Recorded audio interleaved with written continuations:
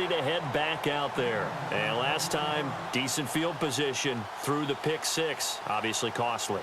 But they can't afford to just bunker in now. All right, good field position means go ahead and attack on offense. Try and press the advantage a little bit. They just have to be better with the football on this possession. So that didn't bother you too much last time? No, because it's exactly what you're supposed to do. You can't have good field position and not try to take advantage. And the Steeler pressure too much here. He's going to go down. Kevin Williams in there to pick up his second sack now of the afternoon.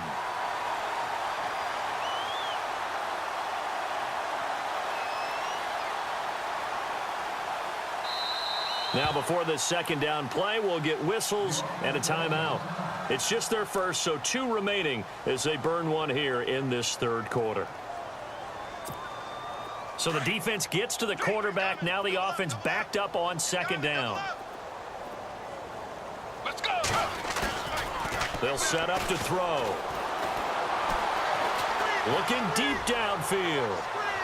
So the long attempt falls innocently to the ground, and it brings up third. And Charles, got to like what this defense has been able to do these last couple of plays. Yeah, they get the sack on first down, then they force the incomplete pass. Now they're just a play away from getting the football right back, but it's a big play. They've got to hold up. Now on third and long, they'll look to throw. And he can't get rid of it. He's taken down. Brandon, I think you understand the type of afternoon this offensive line is having. It is a long one for them. Long for you to spend it with me. Long for them trying to block those guys. They've given up a whole lot of sacks, and the speed and quickness of that defensive line is eating them alive. They're indeed going for it as they look to throw. And he's going to be intercepted a third time. Picked off at the 28. Then he will bring it back to about the 11-yard line. That interception sets them up beautifully already in the red zone. And you can hear it all the way up here. Oski, everyone turned to block, find a spot, and now they're set up inside the red zone for their offense. A handoff to Fournette. And for one of the few times here today, this run's not going to go anywhere. No gain on the play there, second down. And that's one of the few times they've been able to contain him. He's had a heck of a game, and maybe he's getting a little bit tired from how many times he's carried the ball. But I always think back to what all those old coaches say. The ball's not that heavy. Keep carrying it, kid. And he'll get this one down to about the 10-yard line. Only a yard on the pickup, and now they've got a third down and 8. This is what happens sometimes when you abandon the running game. It's hard to get back to it because once guys get out of that mentality of firing out and hitting people, hard to get them started again occasionally. 4 yards on the pickup there, but it's going to take them to fourth down. They're trying to show that they can run the ball and protect this lead. Give it to the backs, play a little bit of keep away, don't you think? And that's probably a good philosophy at this point, going to make that defense stand up and stop him. And he's in for 6 and a Steeler touchdown. Matt Ryan, his second touchdown of the afternoon. And the Steelers capitalize on the short field as they take it in for 6. And he's got it up and through.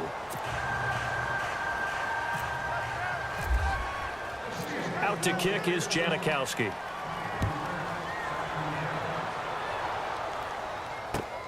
This one fielded at the 5. Now this offense about ready to take over again. They are right now just ice cold. I mean, they have struggled big time in this game, and they're getting blown out. How do they adjust? So tough because we always talk about it being a team game, and you need all 11 working well together. But every now and then, partner, you need that one guy who can make a play against all odds that maybe can ignite things. And I think that's what they're looking for right now. Yeah, you talk about going to your playmakers. They probably need to do it. Find someone that you're used to touching the football that makes big plays and give them that opportunity to maybe wake up everyone else. They're going to look to throw. Dancing to his left. All in all, no gain on the play, and it'll bring up third. Well, the defensive guys won't be real happy because there won't be a sack on this play because he did get back to the line of scrimmage. But what a job they did overall. Hemmed him in and gave him nowhere to go with the football. They'll look to throw here. And his pass is intercepted for the 4th time today. It's the former Seahawk, Richard Sherman, and they will set up shop in enemy territory at the 42-yard line. Well, Charles, he's thrown 5 picks in a game before, and right now, after that one, he's standing on number 4. And right now, your defensive coordinator is asking the offensive coordinator, can you do anything to slow this down? Because my guys have to keep running back out on the field. So play calling may come into it a little bit, maybe run the ball a little bit more, but a lot of it depends on the scoreboard. They may have to keep throwing it. And they're 6 yards away from picking up the first here on 2nd down.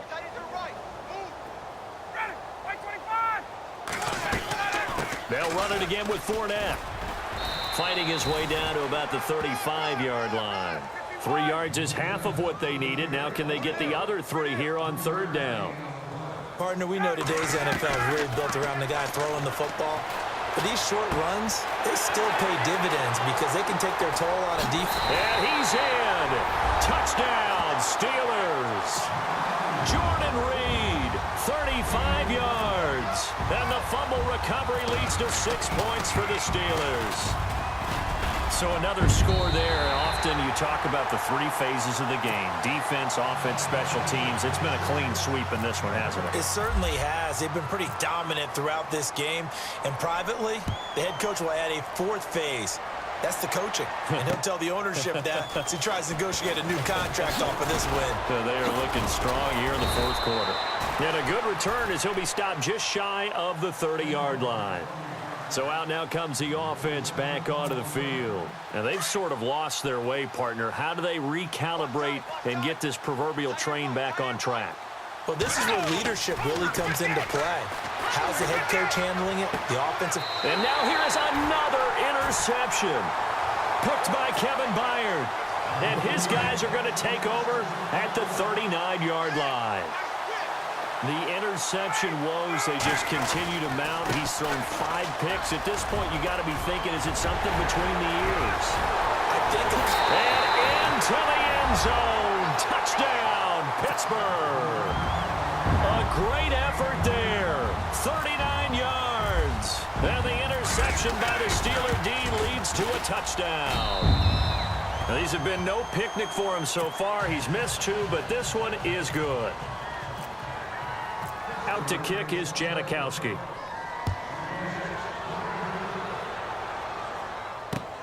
Fielded about a yard deep. And he'll wind up about 4 yards shy of where he would have been if he had taken a knee, as they'll start at the 21-yard line. And now back out comes the offense. And last time wasn't pretty. 1 play and an interception. We'll see if they can do better. I want to see if they want to go ahead and throw the ball again now on this drive after what happened on the last one. Throw it on the first play. Give the quarterback some confidence. See what happens. Trying to shake off the interception from the last drive. He'll look to throw. And nearly another interception. They've been around the ball all game. Another wayward pass. You know, things started out poorly in this game, and to be frank, they just really haven't gotten much better. And all that does is embolden the secondary. They feel good about what's going on, and they just play better and better. On 2nd down, Hyde. And this has been a familiar sight all afternoon as they stop him behind the line. It's a loss of 2, now 3rd down. He has just been completely taken out of this game. We're in the 4th quarter. He's single digits in the rushing department. And I know we look at him because the numbers do go to his production. But how about the guys blocking for him? They don't just have his number as a ball carrier. They've got the number of the offensive line and the other guys because they're getting to him before he can get started. And he's going to have the first down at about the 38. It'll be a gain of 9. And on 4th down, they're able to convert and move the sticks. The toss play. This is high. And this has been a familiar sight all afternoon as they stop him behind the line. Call it a loss of 2 on the play. And that'll make it 2nd and 12. A toss to Cook. And he is met at the line of scrimmage, and he goes down right there. Call it no gain there, and now they're looking at a 3rd and 13. Third down, Dalvin Cook. And he'll be taken down after a short gain as that takes us to the 2-minute warning. Time for a break. We'll come back and wrap up garbage time after this. And they're indeed going to go for it here on 4th down. So trailing here in the last quarter, let's see how this plays out. And the D looking like they may blitz. He'll drop to throw. And this is incomplete. They had to go for it with such little time remaining. And the Steelers, they're going to take over an excellent field position. Out of the pistol, it's Fournette. And maybe a measure of revenge there. He's had his way in this one, but this time they get him behind the line. It's a loss of 2 there, bringing up 2nd down. Again, it's Fournette. And able to push his way forward here for a good little gain. 5 yards on the pickup, and that'll bring up a 3rd down. On a 2nd and long, it's really nice to see an offense that has enough confidence to run the football in that situation. I think that goes back to their practice and game planning. They've seen things that they've seen on tape and in previous games that led them to believe that even in a long-distance situation, they can still run the football and gain enough yardage to put themselves in a good spot on 3rd down.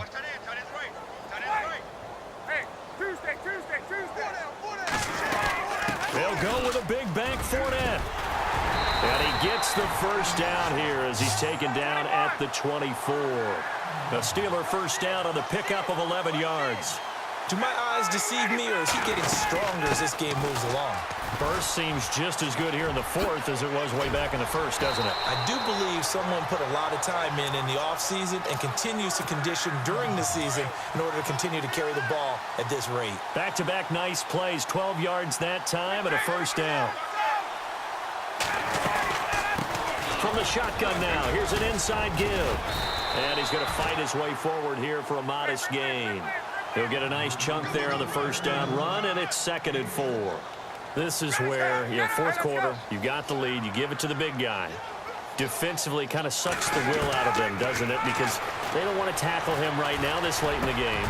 And this will be caught. And the carnage continues. It's another touchdown. And to me, that touchdown allows you to start grinning widely on your sideline. I think they pretty much locked this one away. Yeah, that's the clincher, the proverbial icing on the cake, if you will.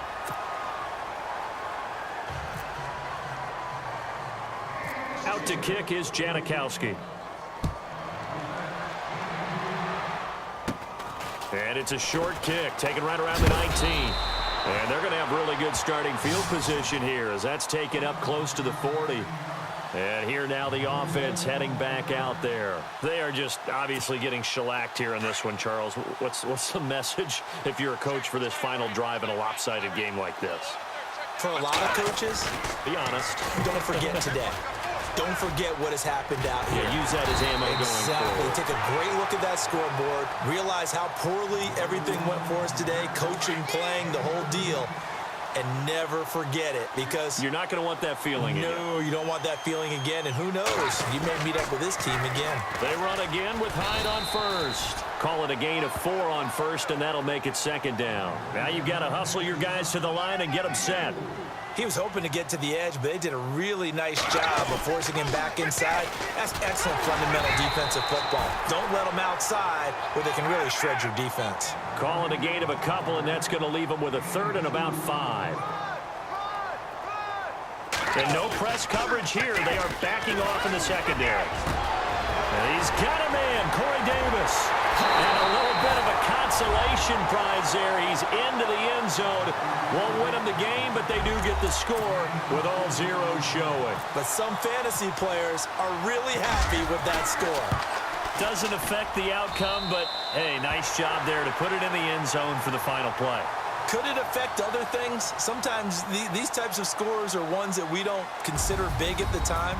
Then later on we find out maybe that was a tiebreaker. Yeah. Or, of course, in the fantasy football world, these points mean a lot. A lot there. A big offensive explosion helped leading them to victory. And the defensive guys, they're just saying, hey, put those points up every week. We'll just keep winning. They will gratefully accept them, won't they? It makes their job that much easier when they're scoring that many points, allows them to play with a totally different style and a different flow.